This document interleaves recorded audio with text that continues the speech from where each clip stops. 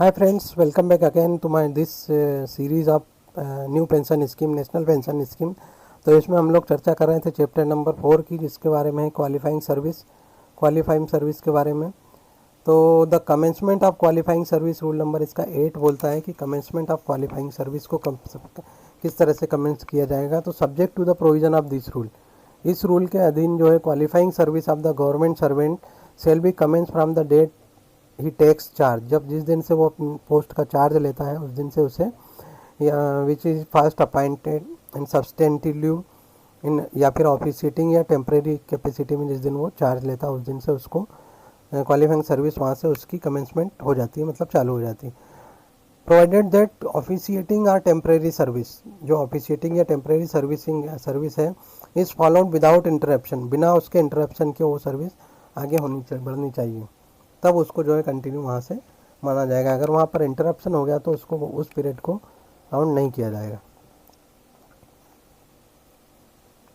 Condition subject to which service qualifying,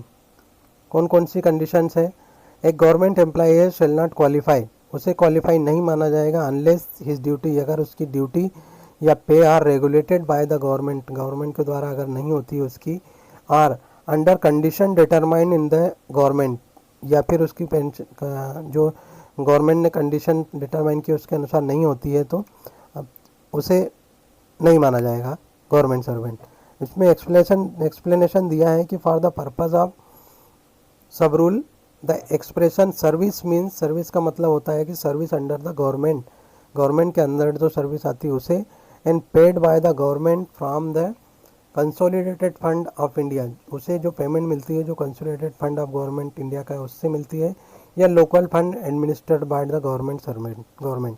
या फिर जो लोकल फंड होता है जहाँ से गवर्नमेंट के द्वारा फंड किया जाता है वहाँ से अगर उसे पेमेंट मिलती है तो उसे गवर्नमेंट सर्वेंट माना जाएगा, उसे सर्विस मानी जाएगी। In case of government servant, और ऐसी कोई केस जिसमें government servant belong to the state government, जो कि स्टेट गवर्नमेंट को बिलोंग करता है, हुई परमानेंटली, और वो परमानेंट ट्रांसफर कर दिया जाता है टू द सर्विस और post to which these rules apply, जहाँ पर ये रूल अप्लाई होते हैं। The continue service rendered under the state government, जो उसने स्टेट गवर्नमेंट में जो सर्विस रेंडर की थी कंटिन्यू, इज एन ऑफिशिएटिंग और टेम्परेरी स्टेटस, जो कि ऑफिशिएटिंग या टेम्परेरी स्टेटस में थी अगर कोई है तो, फॉलोड बाय विदाउट इंटरप्शन, बिना किसी रुकावट के, बिना किसी इंटरप्शन मतलब बिना कुछ बाधा के, बिना कुछ रोक के, बाय सब्सटेंटिव अपॉइंट, उसके बाद उसे सब्सटेंटिव अपॉइंटमेंट मिल गया है, और continue service render under the government,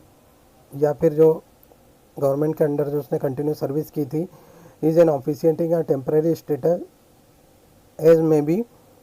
shell qualify, वो उसे जो भी होगी उसे क्वालिफाई माना जाएगा। Counting of service on probation, probation period में जो सर्विस होती है उसको काउंट किया जाएगा कि नहीं। तो the service on probation against the post if he followed by confirmation in the same or another post shall qualify. Service on probation against a post, किसी पोस्ट के अगेंस्ट अगर उसने कोई प्रोबेशन या सर्विस की गई, प्रोबेशन मतलब training period से है उसका, इज़ फॉलोड बाय कन्फर्मेशन, और उसके बाद डायरेक्ट उसका कन्फर्मेशन हो जाता है, मतलब द सेम पोस्ट के लिए अगर वो होता है तो उसे क्वालिफाई माना जाएगा, मतलब उस पीरियड को काउंटिंग की सर्विस, क्वालिफाई सर्विस माना जाएगा। इसमें 11 नंबर दिया हुआ है कि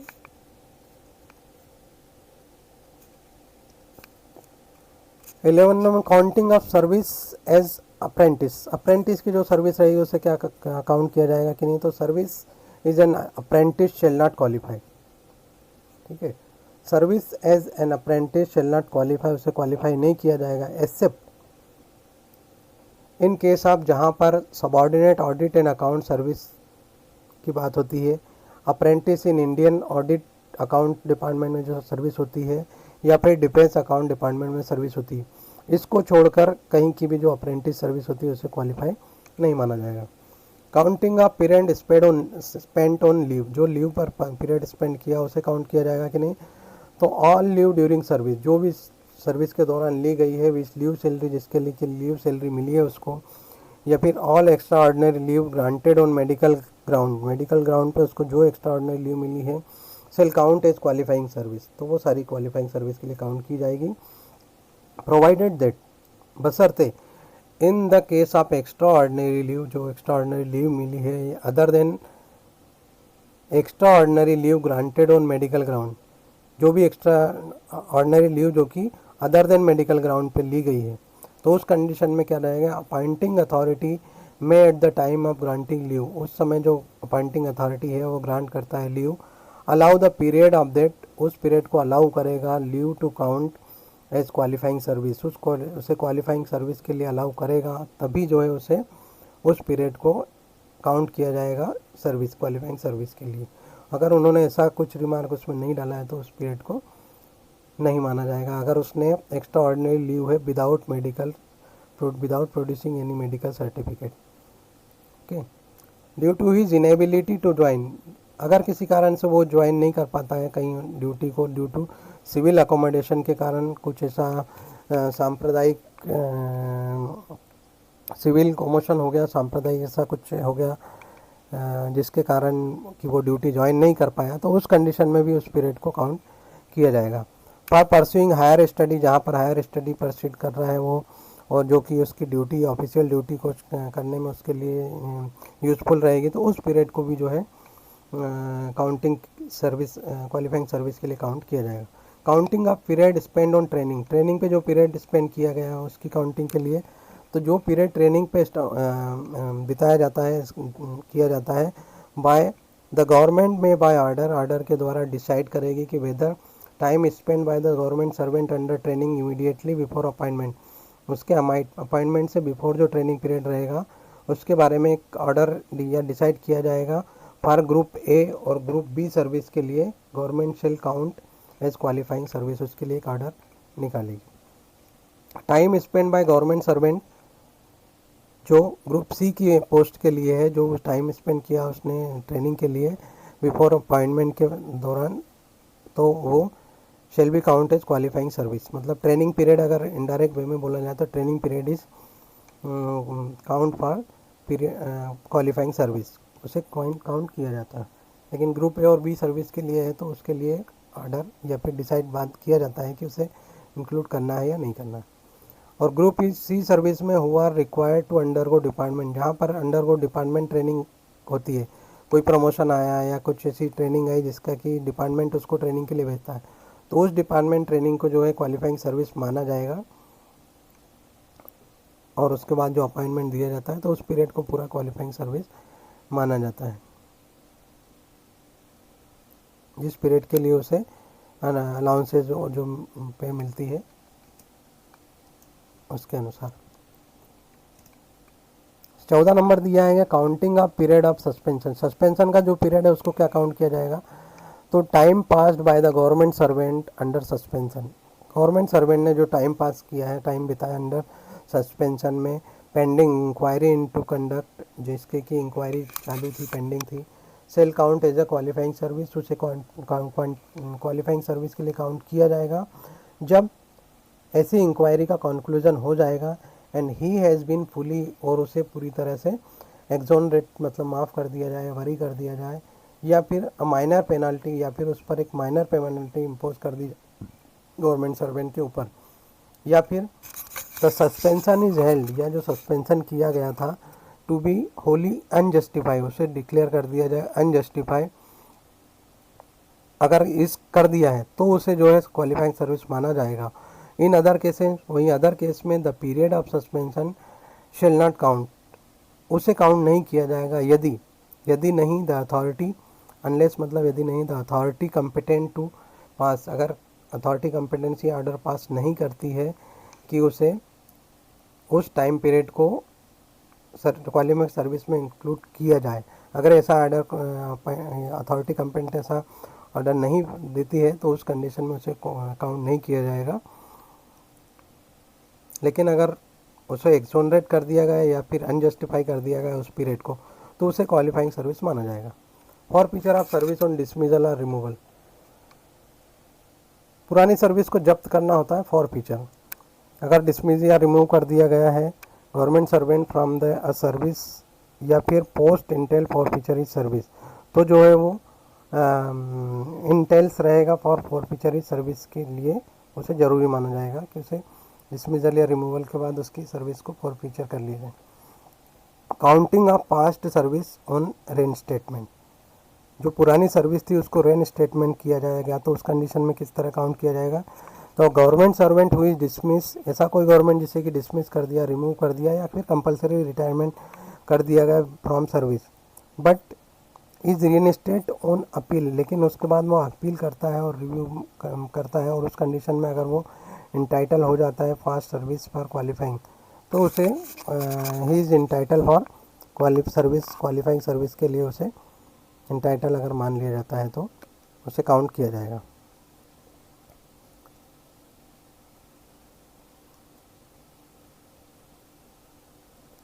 द पीरियड ऑफ इंटरप्शन, जो पीरियड इंटरप्ट हुआ मतलब सर्विस से, between the date of dismissal, removal and compulsory retirement, ठीक है, as the case may be, and the date of reinstatement, जो उसको जब जिस दिन से उसको रेन स्टेट किया मतलब फिर से ज्वाइन कराया,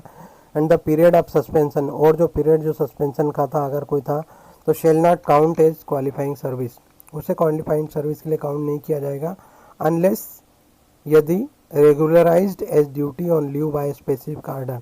अगर कोई स्पेसिफिक आर्डर के द्वारा उसे रेगुलराइज नहीं किया जाता है ऑर्डर पास करके रेन स्टेटमेंट को, तो उसे shall not count for qualifying service के लिए उसे क्वालिफाइड नहीं माना जाएगा। For feature of service on resignation, resignation from service or a post unless it is allow, अगर उसे अलाउ नहीं किया जाता है तो drawn in the public interest by the appointing authority entails forfeiture of service, तो उसे फॉरफीचर ऑफ सर्विस के लिए इंटेल किया जाएगा, मतलब आवश्यक माना जाएगा उसके लिए। अगर पब्लिक इंटरेस्ट में उससे विड्रॉल नहीं कराया गया है और उसने रेजिग्नेशन दिया तो उसे इंटेल्स फॉरफीचर ऑफ सर्विस किया जाएगा। रेसिग्नेशन शेल नॉट इंटेल, ऐसा कोई resignation shall not entail forfeiture of service यदि it has been submitted to take up, उसे सबमिट किया गया था टेकअप विथ प्रॉपर, अगर उसने प्रॉपर परमिशन और अनदर अपॉइंटमेंट के लिए, whether temporary permanent under the government where service qualifies, जहाँ मतलब उसने प्रॉपर परमिशन लेके अपना रेसिग्नेशन दिया है अनदर अपॉइंटमेंट के लिए, जो कि दूसरे गवर्नमेंट में जहाँ पर कि क्वालिफाइंग सर्विस के लिए उस इंटाइटल था, तो उस रेसिग्नेशन को शेल नॉट इंटेल फॉरफीचर, उस रेसिग्नेशन को फॉरफीचर के लिए इंटेल नहीं माना जाएगा। Interruption in service in case of falling under the sub rule number 2, जो इस पीरियड को जो इंटरप्शन माना जाएगा due to up to appointment, दो अपॉइंटमेंट के बीच का difference, not exceeding the joining time, जो कि ज्वाइनिंग पीरियड से ज़्यादा नहीं होना चाहिए, under the rule of transfer, जो ट्रांसफ़र रूल है उसके अनुसार, shall be covered by grant of leave, उसे कवर्ड किया जाएगा grant of leave of any kind, किसी प्रकार की लीव देकर, due to government servant on the date of relieve, और by formal condonation by present organisation to extent which the period is not covered by the leave due to him, उस period को अगर cover नहीं किया गया है government के द्वारा on the date of relieve, जिस डेट को रिलीव किया गया था, या फिर बाय फॉर्मल कंडेनेशन, कंडेनेशन मतलब होता है उसकी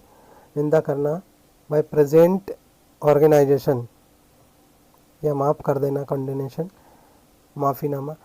extend which present is not covered by the leave due to him, जो उसको मिली थी उस ड्यू के अनुसार उसे ना कवर नहीं किया गया था। जहाँ पर एन ऑर्डर इज पास, जहाँ पर एक ऑर्डर पास किया जाए bye the appointing authority under the CCS implementation of new pension rule 2021, allowing a person, उसे पर्सन को अलाउ किया जाता है कि विड्रॉ हिज रेसिग्नेशन, कि वो अपना रेसिग्नेशन को विड्रॉ कर सकता है, एंड टू रिज्यूम ड्यूटी, और ड्यूटी रिज्यूम करता है। The order shall be deem to be included, तो उधर ऑर्डर को डीम मान लिया जाएगा to condonation of interruption in service, but the period of interruption shall not count for qualifying the service, तो जो इंटरप्शन का पीरियड है उसे माफ़ कर दिया जाएगा, बट इंटरप्शन ऑफ का पीरियड जो है shall not count as qualifying service के लिए उसे काउंट नहीं किया जाएगा। A resignation submitted to the purpose of rule number 32 shall not entail forfeiture of service under the government rule, तो रूल नंबर 32 के अनुसार shall not entail forfeiture is service under the government rule। Effect of interruption in service, service का interruption अगर होता है तो उसका क्या इफेक्ट पड़ेगा। An interruption in service of government servant entail forfeiture of his past service except, मतलब अगर कहीं इंटरप्शन होता है या ब्रेक होता है या अगर गैप होता है सर्विस के दौरान, तो उस पीरियड उसके बाद से उसकी जो फॉरफीचर हो जाती है उसकी पहले की सर्विस को जो है जब्त कर ली जाती है, मतलब उसको काउंट नहीं किया जाता except in the following condition. कौन किस कंडीशन को छोड़कर? निम्नलिखित कंडीशन को। Authorise leave of absence, authorise अगर वो लीव लिया है उसने और उस दौरान एब्सेंस रहता है तो। Unauthorise absence, unauthorized absence in condition of authorized leave of absence so long as the post of absentee is not filled substantively। अगर कोई एम्प्लॉय जो ऑथोराइज लीव लेके गया और उसके बाद में अनऑथोराइज एब्सेंस हो जाता है तो उस कंडीशन में तब तक कि अगर उस पोस्ट को नहीं भरा गया है सब्सटेंटली उसके बाद में, तो उस कंडीशन में वो उसकी सर्विस का जो पीरियड जो रहेगा उसे इंटरप्शन नहीं माना जाएगा। उस पीरियड को जो है इंटरप्शन माना जाएगा, मतलब उसको फॉरफीचर ऑफ हिज सर्विस वहाँ से ब्रेक मान लिया जाएगा उस कंडीशन में।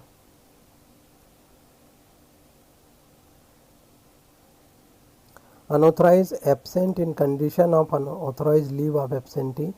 सो long as the post of absentee is not filled substantively, अगर उस पोस्ट को नहीं भरा गया है तो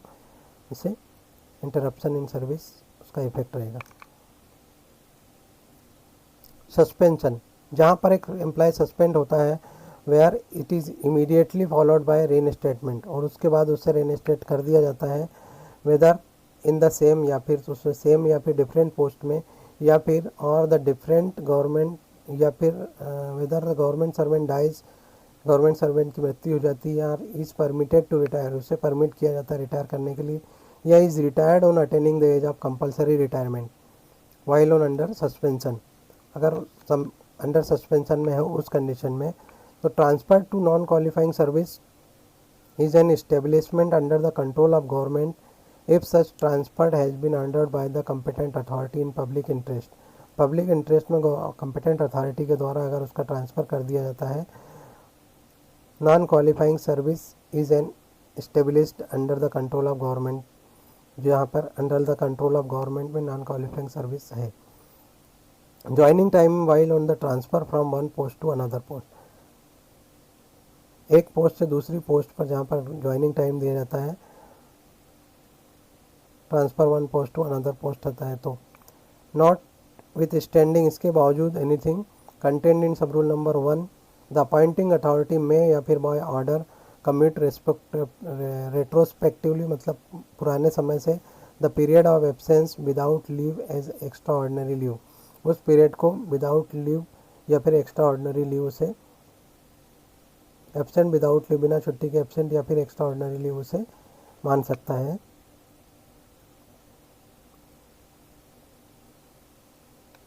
तो ये था क्वालिफाइंग सर्विस के लिए condonation of interruption in service.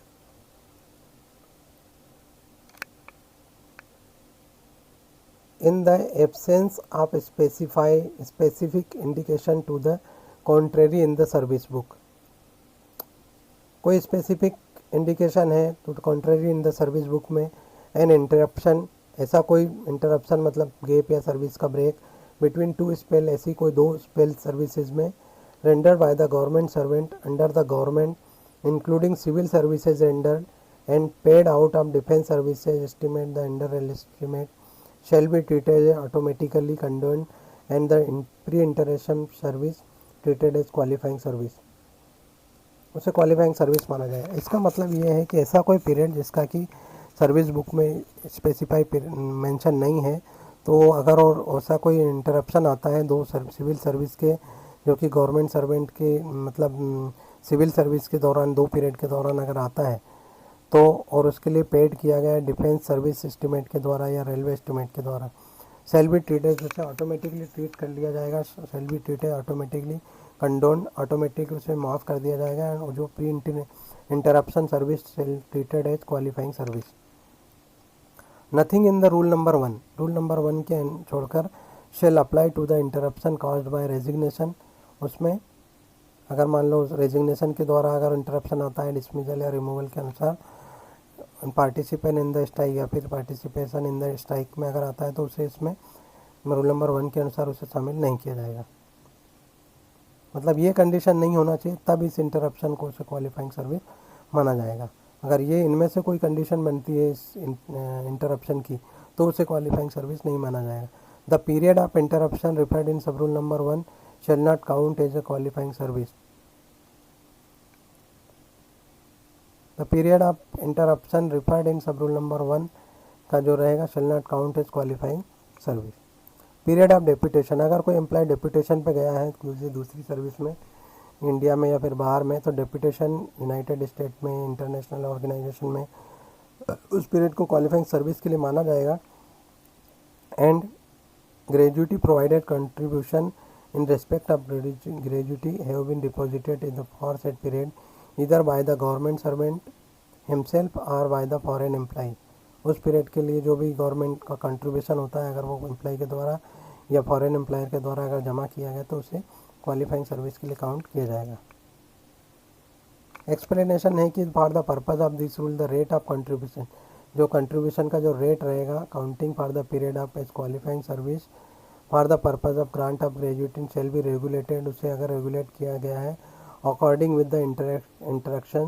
Instructions issued by the department of DOPT के जो अनुसार टाइम टू टाइम जो इंस्ट्रक्शंस दिए जाते हैं उसके अनुसार अगर उसका कंट्रीब्यूशन उसी रेट पे अगर डिडक्ट किया गया है क्वालिफाइंग सर्विस के लिए। तो verification of qualifying service after 18 year service या फिर 5 ईयर बिफोर रिटायरमेंट। किसी एम्प्लॉय की सर्विस जब वो 18 ईयर की सर्विस, मतलब क्वालिफाइंग सर्विस आफ्टर 18 ईयर या फिर 5 ईयर की बिफोर रिटायरमेंट 5 ईयर, उस समय जो वेरिफिकेशन किया जाता है उसके रिगार्डिंग में रूल नंबर 21 में दिया है। On each occasion after government servant has completed, हर एक अवसर पर जहाँ पर government servant 18 year of service complete कर लेता है, ऑन हिज बीइंग लेफ्ट या फिर उसकी सर्विस रिटायरमेंट से 5 साल पहले अगर सर्विस 5 ही साल बचे हैं उसके, तो उस कंडीशन में head of the office is consultation with the account officer. Head office जो रहेगा वो कंसल्ट करेगा अकाउंट ऑफिसर से in accordance with the rule of the time being in force, जो भी रूल उस समय टाइम बीइंग इन फोर्स में थे। वेरीफाई द सर्विस, उसकी सर्विस को वेरीफाई करेगा। Rendered by such A government and determine the qualifying service, और क्वालिफाइंग सर्विस को डिटरमाइन करेगा एंड कम्युनिकेट टू हिम, उससे कम्युनिकेट करेगा इन द फॉर्म नंबर 1 में the period of qualifying service so determine, जो determine की गई है उसको बारे में एम्प्लॉई से कम्युनिकेट करेगा, जो भी उस समय के लिए रूल प्रोविज़न में रहेंगे उस समय। Not with standing anything contain in the sub rule number 1, इसके अलावा सब रूल नंबर 1 के अलावा के बावजूद जहाँ पर एक government servant is transfer, government servant का ट्रांसफ़र होता है another department of temporary department या non account of closure of department has been previously service and because the post had been declared surplus, उसकी पोस्ट को declare नहीं किए गए and the verification of his service may be done whenever such event occurs,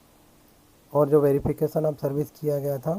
whenever such event, जहाँ पर इसके ऐसा event occur होता है उस कंडीशन में। The verification done under sub rule number 1, एक नंबर में और दूसरे नंबर में जो वेरिफिकेशन किया गया shall be treated as final, उसे फाइनल माना जाएगा। And shall not be reopen, उसे रीओपन नहीं किया जाएगा एक्सेप्ट,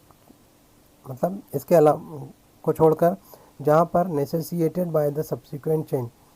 अगर ज़रूरत पड़ती है subsequent change in the rule में, अगर रूल में कोई सब्सिक्वेंट चेंज होता है।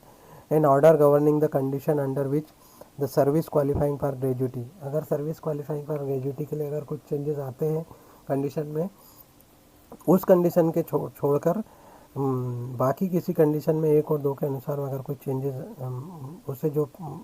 फाइनल हो जाएगा उसे चेंज नहीं किया, उसे रीओपन नहीं किया जाएगा। तो ये थे दोस्तों, इसमें कुछ मैंने रूल नंबर 1 से लेकर 21 तक रूल कवर किए हैं। अब नेक्स्ट वीडियो में हम लोग कवर करने वाले हैं regulation of retirement gratuity and death gratuity के क्या रेगुलेशंस हैं, सुपरएनुएशन ग्रेजुटी कितनी होती है, क्या होती है, इफेक्ट ऑफ डिसमिसल या removal and payment of gratuity in the case of missing government servant, मतलब अगर कोई एम्प्लॉई गवर्नमेंट एम्प्लॉय मिसिंग हो जाता है तो उस कंडीशन में उसे ग्रेजुटी क्या मिलेगी, इन सब इसके अलावा बहुत सी चीज़ें रहेंगी जिसको कि हम नेक्स्ट वीडियो में कवर करने वाले हैं। तो इस वीडियो को मैं यहीं पर समाप्त करता हूँ। अगर आपको वीडियो पसंद आती है तो लाइक शेयर एंड सब्सक्राइब कर लें चैनल को, और नेक्स्ट वीडियो में जो पॉइंट है उनको कवर करेंगे। तो यहाँ पर वीडियो को फिनिश करता हूँ। एंड फिर से कहूँगा कि दोस्तों, अगर आप पढ़ाई में या इन रूल्स के बारे में अगर जानकारी या उनके बारे में किसी एग्ज़ाम की तैयारी कर रहे हैं तो उस कंडीशन में आप लोग मेरे साथ जुड़े रहिए, हम लोग मिलके इस गोल को अचीव करते हैं। तो thanks for watching, see you in next video, till then thanks and good bye and take care all of.